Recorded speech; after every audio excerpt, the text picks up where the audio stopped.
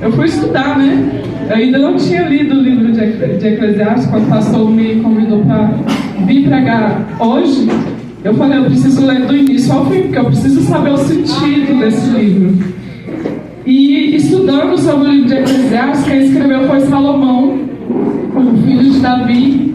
E ele vai refletir do capítulo 1 ao capítulo 12 sobre o verdadeiro sentido da vida. Irmãos, é forte esse livro. E hoje nós vamos refletir no capítulo 11, que está tudo interligado, cada versículo está interligado. Aleluia. Né? E no versículo 1, logo no versículo 1, o irmão Salomão, usado pelo Espírito Santo, fala assim: lança o teu pão sobre as águas. Não é literalmente isso aqui, irmãos, como o irmão Erasmo já deu uma introdução. Salomão, ele usou uma linguagem poética aqui, para poder nos informar, né, sobre algo do cotidiano de Israel. E muitas vezes na Bíblia a gente vai ter que estudar o cotidiano de Israel, porque esse livro foi tudo que foi vivido aqui, foi vivido em Israel. Quem escreveu esse livro foram por pessoas judias, né, judeus. Então a gente vai precisar voltar naquela época para poder entender a palavra de Deus muitas vezes. E não é diferente aqui com esse versículo, irmãos. Esse versículo fala sobre pão, né? E o pão, ele vem principalmente do grão de trigo, né? Eles usavam a cevada também, mas ele vinha principalmente do grão de trigo. Então, eles plantavam o grão, né? E só que lá em Israel, quem já teve a oportunidade de estudar sobre, é um local muito deserto. É um deserto literalmente, né? E é muito difícil o plantio lá. Então eles só plantavam 2 vezes ao ano, que era quando vinha a chuva temporã e a chuva serôdia, né? Início e fim do ano. Então era muito difícil, muito árduo o plantio lá. E quando vinha a chuva, eles aproveitavam para plantar, porque a chuva ia irrigar o solo e eles iam arar a terra para poder receber a semente.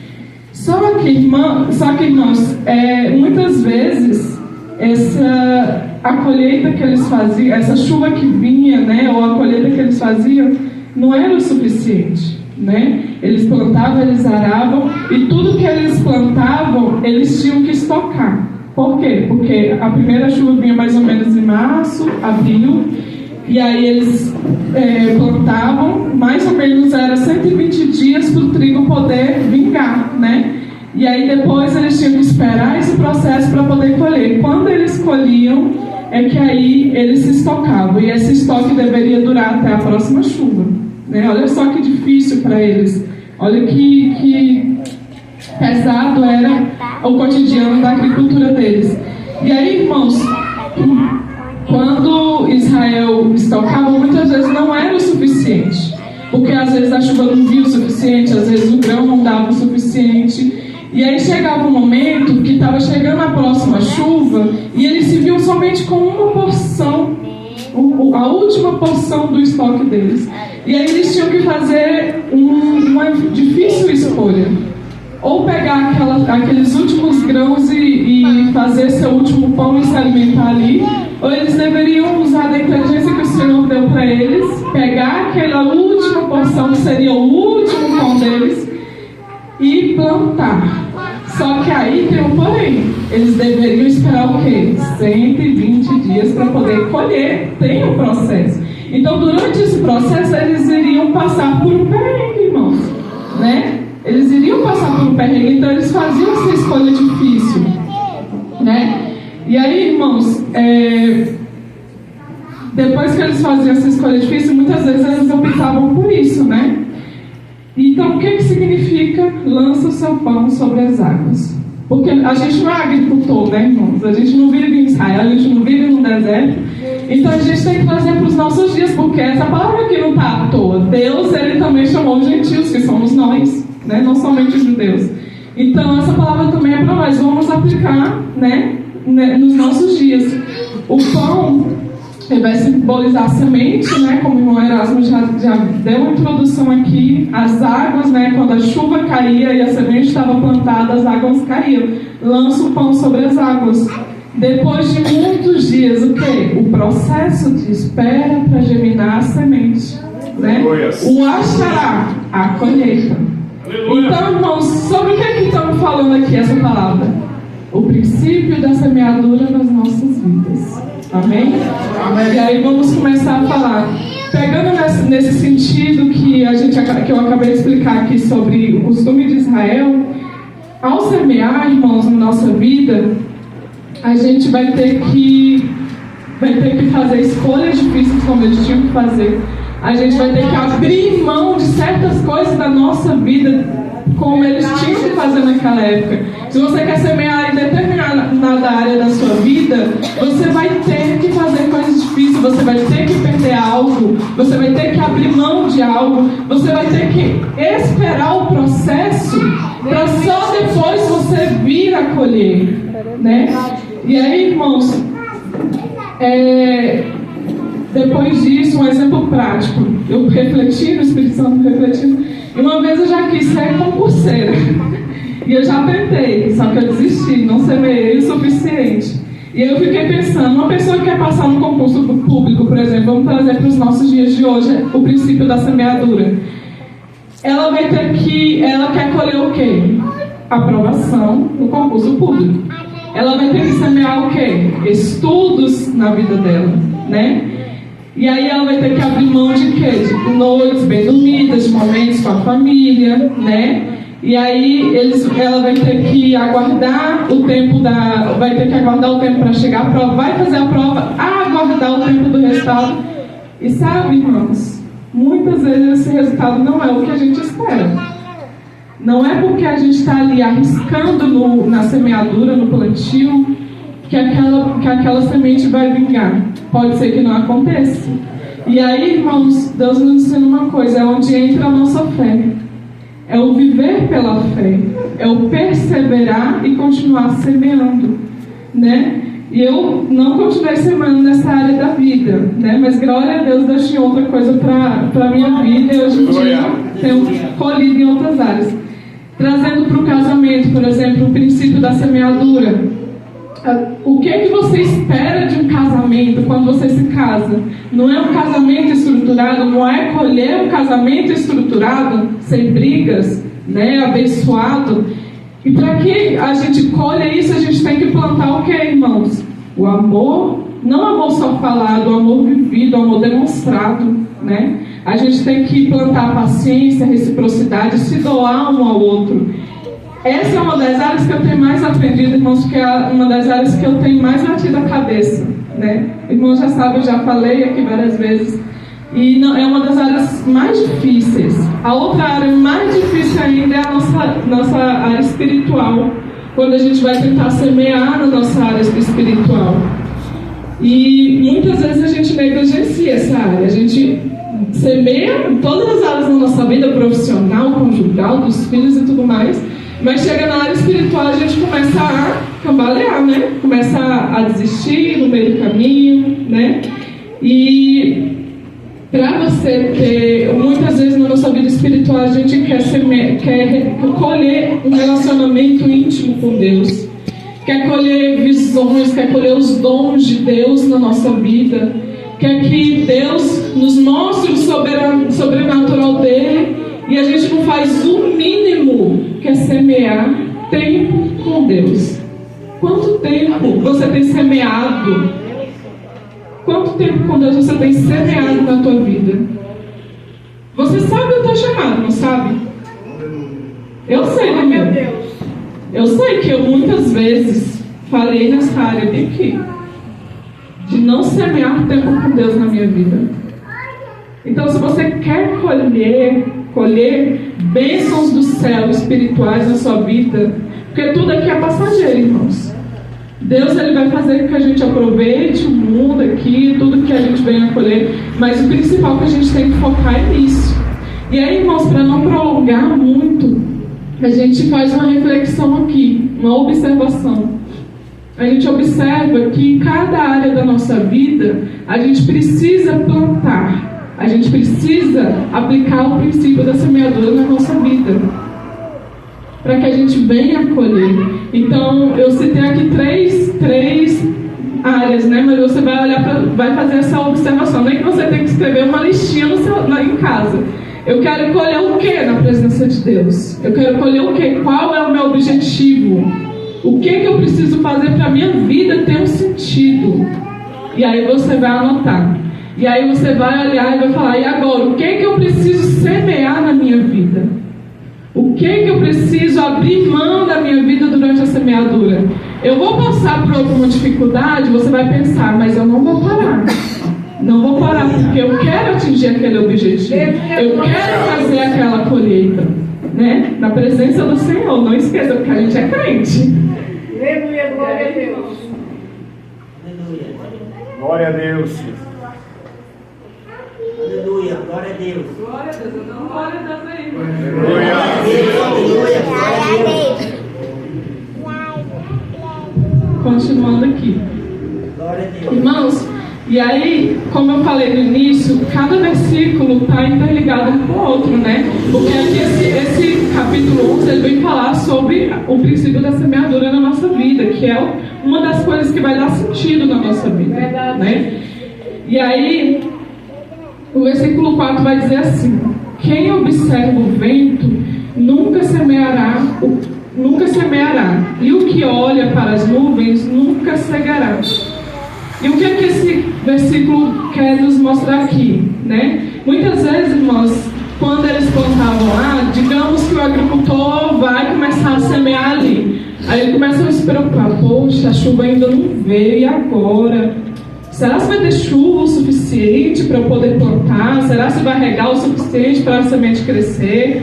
Né? Será que esse vento não vai acabar com a minha plantação? Será que as aves, isso, aquilo? E muitas vezes quando a gente se depara em determinada situação da nossa vida que a gente quer colher, a gente se depara com isso, né? Começa, poxa, né? E se isso não der certo, e se não for para frente, né? E se não acontecer nada na minha vida, se começar a vir a dificuldade e tudo mais, a gente começa a pensar no ruim, né? Vão vir sim as dificuldades. Só que a palavra nos ensina aqui que se a gente ficar olhando para o vento e para a chuva, se vem ou se não vem, a gente nunca vai semear. E se a gente não semear, a gente nunca vai colher na nossa vida. Então, não tenha medo. Não tenha medo. Simplesmente comece com as condições que você tem. O que você tem na mão, irmãos. Deus, Ele já te deu na tua mão as condições que você precisa para poder começar a semear. Eu vou te dar um exemplo na minha vida profissional. Quando eu trabalhava no Comp, eu comecei a ser confeiteira. Deus, do nada, se colocou no meu coração para ser confeiteira. E aí, do nada, eu comecei a fazer bolo para casa, né? E aí, do nada, as pessoas começaram a perguntar: quanto que é um bolo? Quanto que é o seu bolo? Eu nunca tinha feito uma precificação na minha vida. Mas, enfim, comecei a pegar as encomendas. Aí eu olhei para a minha cozinha e falei: poxa, eu não tenho um equipamento de confeitaria na minha cozinha. Eu não tenho uma espátulazinha furreca qualquer. E eu só tinha uma batedeira que era de 2004, quando minha mãe morava em Catalão, uma branca, lembra, mãe? Tinha essa batedeira, né? Velha, e foi com ela que eu comecei.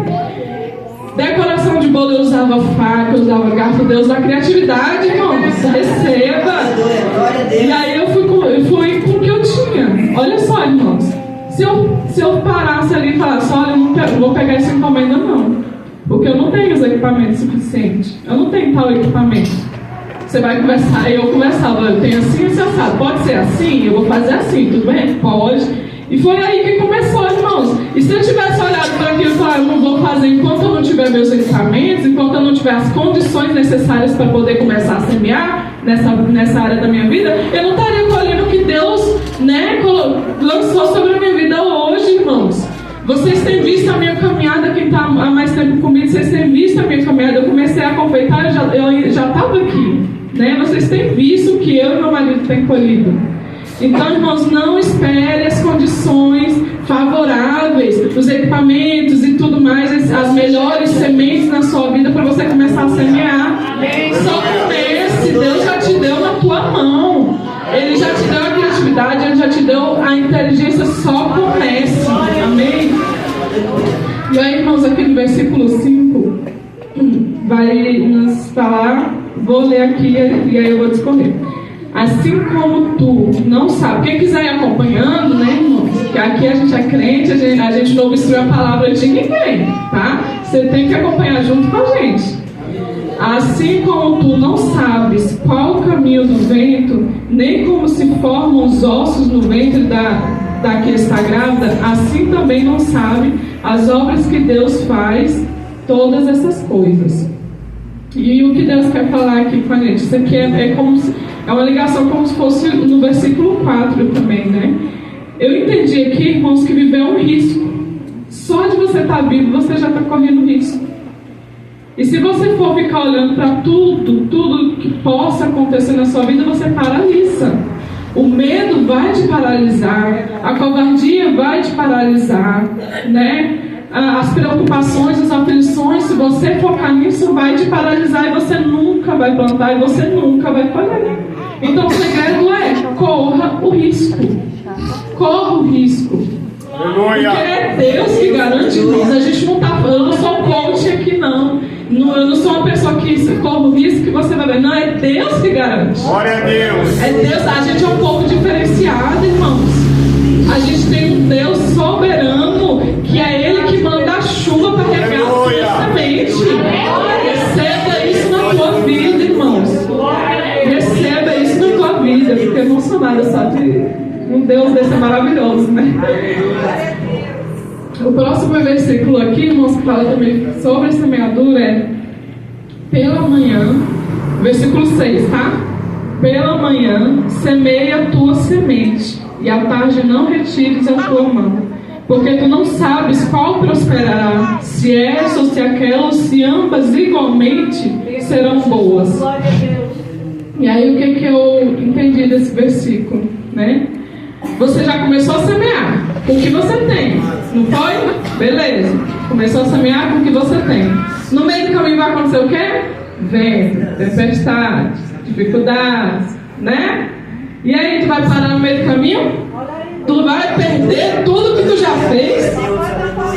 Tu vai perder tudo que você já semeou ali? Não, irmãos, não é Deus que providencia? Cadê a fé aqui que você vai usar a tua fé nesse momento de incertezas na tua vida, que você vai começar a usar a tua fé? Tu é crente, tu é cristão. É aqui que você vai começar a usar a tua fé. E aí é onde você vai falar: não, eu vou persistir, eu vou perseverar, porque Deus é comigo, é Deus que garante, é Deus que guia. Então eu vou perseverar, vou deixar esse medo de lado, eu vou vencer essa batalha aqui, vou vencer essa outra, vou vencer essa outra, porque vão ter várias, irmãos. Vão ter várias. E eu tenho mais um testemunho na minha vida profissional, porque Deus ele é maravilhoso. Glória a Deus. Quando como eu falei, eu comecei na confeitaria, né? Eu ainda trabalhava CLT, né? Trabalhava no Comp, o meu marido trabalhava na União. Quando chegou 2021, Deus fez um reboliço na nossa vida. Janeiro de 2021, meu marido foi demitido. Sem mais nem menos assim, do nada, foi mover de Deus mesmo para o meu marido ser demitido. Isso eu sei, hoje eu sei. Eu já queria ser demitida há muito tempo, porque eu queria já trabalhar com confeitaria, né? E aí eu fui, quando foi em abril, quando eu voltei de licença maternidade da minha filha, Deus moveu tudo e me fez ser demitida. E ainda saí de lá honrada, olha só. Mas isso aí eu conto mais pra frente. E aí, quando eu fui demitida, meu marido chegou a abrir, a gente olhou um pro outro e falou: poxa, o que a gente faz agora? A gente só tem a rescisão, mas vai durar para sempre, né? O que a gente vai fazer agora? As encomendas de bolo ainda não tinha uma clientela suficiente para poder ter minha renda todo mês, entendeu? Então eu precisava de algo a mais. E aí Deus ele colocou no nosso coração: abre um delivery no iFood. E aí beleza, o Daniel foi lá, abriu, e aí eu decidi, vamos abrir um delivery de doces no iFood, né? Mas irmãos, passou uma semana todinha, eu só vendi um doce. Olha só vendi um doce. E aí quando passou essa semana, eu entrei no chuveiro, né? Um dos melhores lugares para conversar com o Senhor. Eu entrei no chuveiro e comecei a falar: poxa, Deus, e agora? Daniel não tem de onde tirar. A gente, de fato, a gente está recebendo seguro e tudo mais, mas não vai durar para sempre. A gente tem a nossa conta, a gente tem a nossa filha, e agora? O que a gente faz? Aí Deus, ele fez eu lembrar de uma conversa que eu tive com o Daniel. Ele fez um download na minha cabeça de uma conversa que eu tive com o Daniel um tempão atrás, antes da gente sequer pensar em ser demitido, antes da gente sequer pensar em ter um delivery, né? E ele viu, o Daniel uma vez chegou pra mim e falou assim: amor, olha só que legal, imagina só a gente pegar um combo de salgado, de 100 salgados com refrigerante e vender à noite, né? Que legal, porque as pessoas gostam de chegar no serviço e lanchar, não é? E aí, beleza, essa conversa morreu ali. Chegou meses e meses e meses depois, quando a gente já tinha sido demitido e estava nessa situação de não estar vendendo nada no iFood de doce, Deus, ele falou: tá aí, tem estratégia, minha filha. Ou seja, Deus dá as estratégias, irmãos, no meio das dificuldades. É Deus que vai dar as estratégias para você. Eu saí do banheiro radiante, porque agora a gente vai vender salgado também no iFood. E aí o Daniel no outro dia já mudou o cardápio lá, né? A gente já mudou o cardápio. E aí com a nossa rescisão, a gente já tinha comprado a moto, né, amor? E aí foi, eu atendi os clientes, né, lá no iFood, o Daniel entregava, é assim até hoje. E aí foi do nada, irmãos, começou a vir cliente, a estratégia de Deus foi boa, não foi não? Começou a vir cliente, quem pedia esse salgado pedia doce também, então eu vendi o combo junto, eu não parei de vender doce, e Deus, ele começou a prosperar, começou quando chegou uma hora da gente não ter mais como modelar salgado na mão, que a gente modelava na mão, né? Começou a sair um pedido do outro, a gente tinha que fechar a loja, modelar ali rapidinho, fritar e sair. Era uma loucura, irmão. Até que Deus tocou no nosso coração. Agora vamos para outra estratégia. Vai comprar um freezer e uma máquina. Deus, mas Senhor, é muito caro. Como é que a gente vai fazer para pagar? Outra, né? Tempestade ali. Sou eu quem dou estratégia, sou eu que providencio, é eu que vou mandar a chuva. Glória a Deus, amém. E aí Deus, ele foi dito e feito. Deus disse, ele cumpre, ele não é mentiroso. E aí ele cumpriu e é assim até hoje, irmãos. Nossa loja é 4,9, porque o máximo é assim, mas ninguém chega assim, né? Coisa da mas nós somos 4,9 na loja. Deus, ele foi mandando mais clientes do iFood, foi encomendando bolo com a gente, entendeu? Então foi aumentando. Lógico que nem tudo são flores, né? A gente passa por algumas tempestades, inclusive acabamos de sair de uma, juro, quase não vendeu, mas Deus providencia, é aí que a gente vai usar a nossa fé, né? Então, irmãos, o que esse versículo quer dizer? Você vai correr riscos, você vai passar por tribulações, mas e aí, tu vai parar no meio do caminho? Se foi Deus que mandou, se é Deus que manda a chuva, tu vai parar no meio do caminho? Não, irmãos. E eu estou aplicando aqui, irmãos, dando testemunho da minha vida profissional, mas eu aplico esse princípio da semeadura em cada área da minha vida. E vou continuar aplicando, e vocês olham para a área da vida de vocês também. Mas, irmãos, eu também queria falar, porque até agora a gente só falou do eu, não foi? Aplicar sobre a minha vida, colher sobre a minha vida. Mas eu te digo uma coisa, Deus, ele não nos chamou para semear somente no nosso vida, como o irmão Erasmo falou. Ele não nos chamou para ser egoístas, como o irmão Erasmo falou. Tá vendo como Deus confirma? Ele não nos chamou para sermos egoístas. Ele nos chamou para ser servos. E servos agem como Jesus agiu com os apóstolos dele. Servindo, Jesus era rei.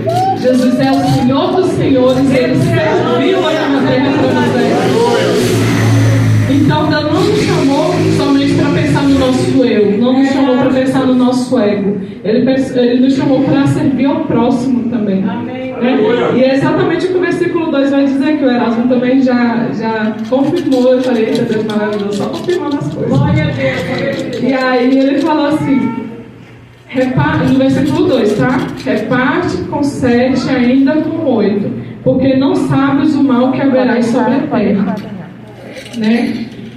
Quando você, vamos colocar um exemplo prático aqui, quando você colhe o teu salário no início do mês, você já tirou o teu dízimo, você já tirou a tua oferta, né? E aí você sabe de um irmão, de um próximo que está doente e precisa de remédio. E aí você vai deixar de semear na vida desse irmão? Você não vai pegar uma parte da tua colheita ali e comprar para o teu irmão, ajudar o teu próximo, semear na vida do próximo? Irmãos, a gente não fala de pegar o teu salário, não sabe por quê? Porque Deus, você colhe para o teu sustento e para semear na vida do próximo.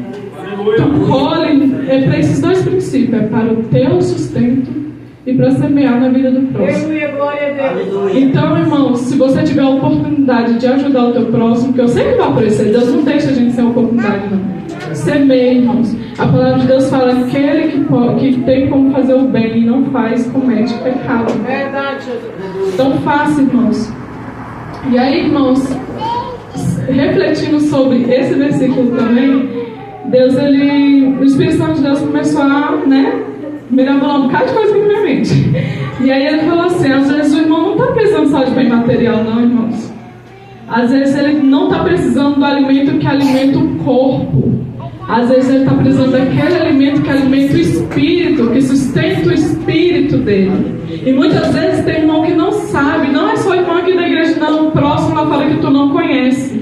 Às vezes, irmãos, nem ele sabe que está precisando desse alimento para sustentar o espírito dele, e é nós que vamos levar esse alimento para eles.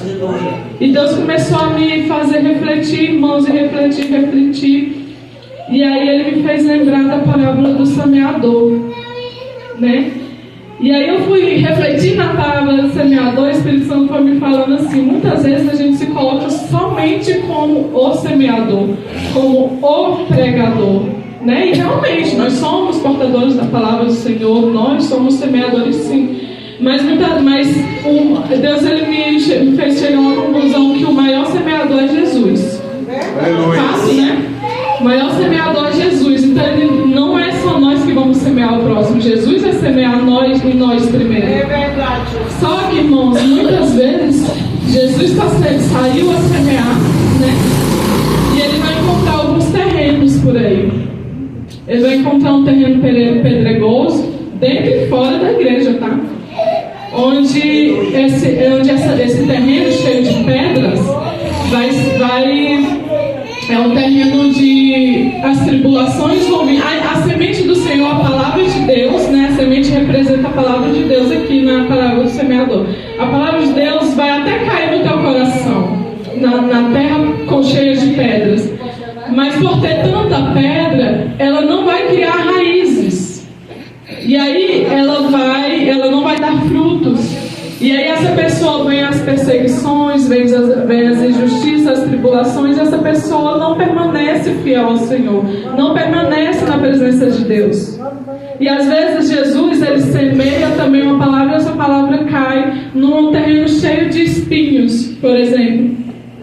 E esse terreno cheio de espinhos são quando é aquele coração que está mais voltado para as coisas do mundo, para as aflições que permeiam ao redor dele, ao invés da palavra do Senhor. E aí tudo isso que está ao redor dele vai sufocar aquela semente que caiu, e aquela semente não vai dar fruto. Aquela semente não vai crescer, não vai dar fruto, e vai ser sufocada, e essa pessoa se desvia também da presença do Senhor. Às vezes Jesus, aqui no culto desse bem aqui, Jesus ele está semeando desde a primeira oportunidade, desde a palavra, desde os hinos, Jesus já está semeando. E o coração aqui está que nem aquela semente que caiu na beira do caminho, disperso. Está pensando igual a pastora falou, a confirmação de novo. A pastora falou, está disperso, pensando nos problemas lá fora, pensando nas contas, com o coração voltado lá para as suas dificuldades lá fora, e esquecendo de estar ligado aqui na semente que Jesus está lançando no teu coração, só que está caindo fora, irmãos. Sabe, irmãos, o que Deus quis falar comigo sobre isso? Que Jesus, ele quer semear em terra boa. Ele quer semear em terra fértil. Aleluia. Só que ele também, o Espírito Santo de Deus falou comigo, para que essa terra esteja fértil, muitas vezes vai estar cheia de pedra, cheia de espinho. É você que vai ter que arar a terra. É você que vai ter que tirar as pedras do teu coração, tirar o teu foco das coisas do mundo, das aflições do mundo. Você vai ter que tirar os espinhos do teu coração, o preconceito com relação ao culto porque eu tive esse preconceito. Eu vou contar esse testemunho. Quando eu cheguei aqui, quem me convidava era minha amiga Gilda. Todo dia. Eu aceitei Jesus com 14 anos de idade. Só que eu não criei raízes, porque eu estava lá por causa dos jovens, né? E aí eu saí da presença do Senhor e quando chegou o momento, Deus começou a usar a Gilda. Vamos para a igreja.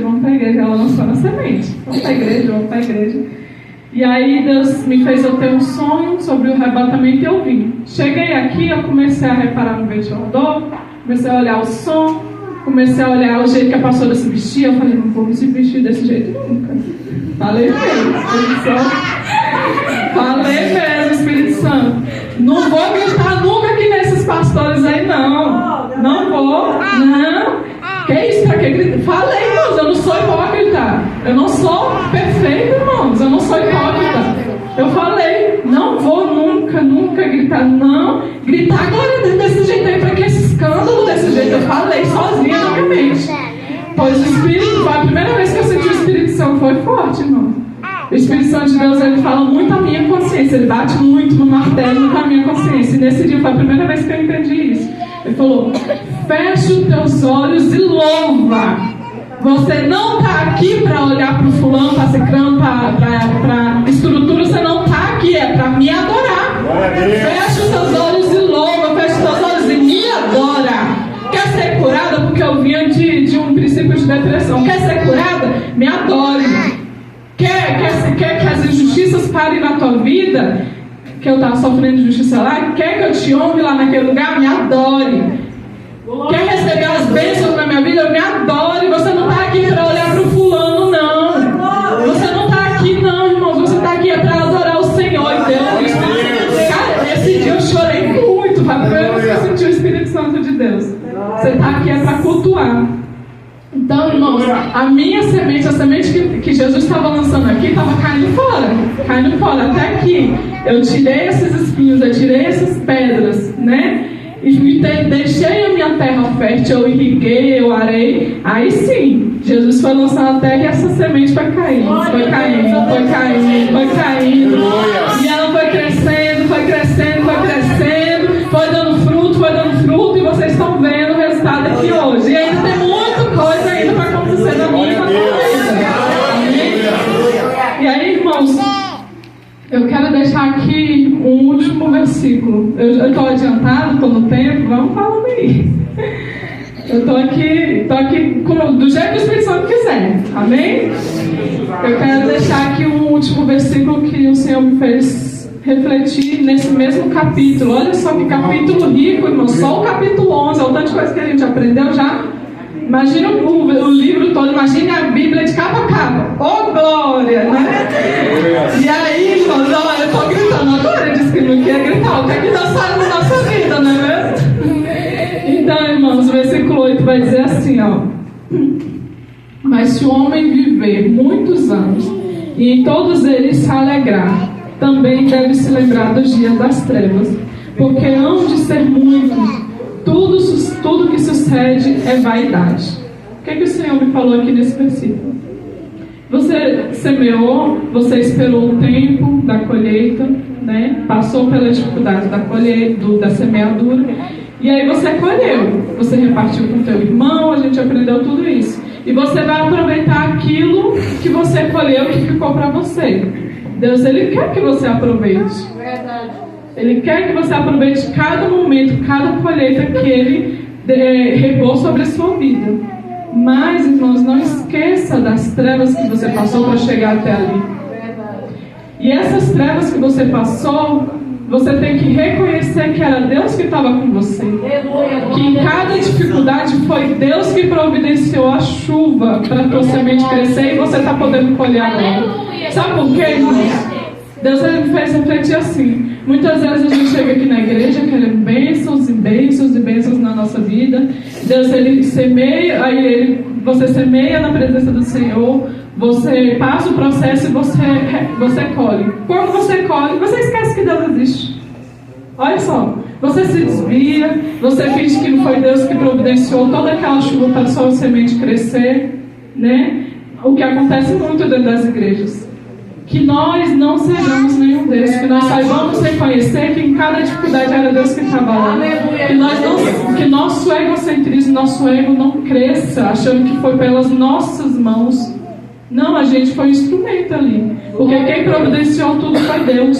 Não se esqueça de cada perrengue que você passou, porque Deus ele faz com que a gente passe esses perrengues, é para que a gente não cresça o ego. Então se lembre dessas travas que você passou. Às vezes até mesmo dentro da casa do Senhor, quando você recebe um ministério, né? Porque Deus ele tem ministério para cada um aqui, amém? Glória a Deus. Glória a Deus. Quando você recebe um ministério, começa a ser usado em línguas, começa a ser usado em visões, começa a ser usado nisso e naquilo, o teu ego cresce. Eu creio que nenhum aqui somos desses, mas é bom ficar de alerta para que a gente fique vigilante. Amém? Eu creio que nenhum de nós somos assim, mas que fique de vigilância para a gente, que a gente tem que vigiar. Nenhum de nós estão isento de pecado nesse sentido, não, irmãos. Nós todos somos falhos, nenhum de nós somos perfeitos. Então, às vezes você recebe o ministério, está aí sendo usado por Deus e cresce o teu ego e você começa a achar que não depende mais de Deus, que é tudo por você, que é tudo que você curou, tudo que você pregou, né? Que você plantou na vida do próximo espiritualmente, foi você que fez. Aí começa a julgar o fulano que está começando. Olha, não é assim que faz, não. Em vez de ir lá e aconselhar, olha, irmão, assim funcionou assim comigo, né? Funcionou assim comigo, quem sabe não funciona assim com você. Ser paciente com quem está começando, entende? Graças a Deus a gente tem pessoas aqui nessa igreja que plantam isso na nossa vida, ser paciente enquanto a gente está aprendendo, né? E aí esse ego cresce e você começa a se achar melhor do que o teu próximo. Você começa a se achar melhor. Tem pessoas que não confessam, mas o comportamento é como se elas fossem melhor até do que o próprio Deus. Entendeu? Graças a Deus aqui dentro dessa igreja não tem, amém? Glória a Deus. Mas que fique de alerta, irmãos. A gente precisa ser vigilante. Inclusive, olha só, eu quase deixo passar. Durante a semeadura, durante aquele processo da plantação até a colheita, eles não vão ficar olhando pelo tempo, não, irmãos. Eles vão ficar vigilantes na plantação, porque pode vir as pragas, pode vir as aves e comer o plantio, pode vir o vento, e eles precisam ficar vigilantes. Inclusive na nossa vida, em cada área da nossa vida, nós precisamos ficar vigilantes na nossa semeadura, naquilo que a gente plantou. Amém? E eu glorifico a Deus, irmãos, porque eu não sou perfeita, irmãos. Tem áreas da minha vida que eu deixei de semear, esse é fato. E eu chorei muito quando o Senhor pregou isso ao meu coração, que primeiro pregou a mim, para depois me pregar para vocês. E eu faço esse compromisso de que eu vou perseverar, de que eu vou semear, de que eu não vou tirar a minha mão daquilo que eu estou semeando, daquilo que Deus tem para a minha vida. Sabe? Não desista, irmãos. Não desista da tua caminhada.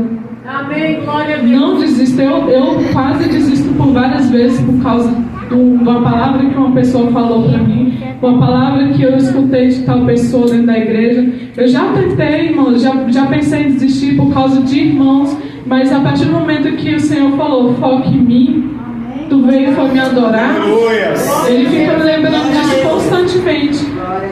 A grande semeadura da nossa vida é permanecer no caminho do Senhor. A gente vai colher o reino dos céus, irmãos. Daqui uns tempos, não vai demorar muito. Essa vai ser a nossa maior colheita. Tudo que você plantar aqui é vaidade, como a palavra fala aqui. Você vai aproveitar? Vai, mas tudo é passageiro, irmãos. A nossa grande colheita está lá, no reino dos céus. Glória a Deus.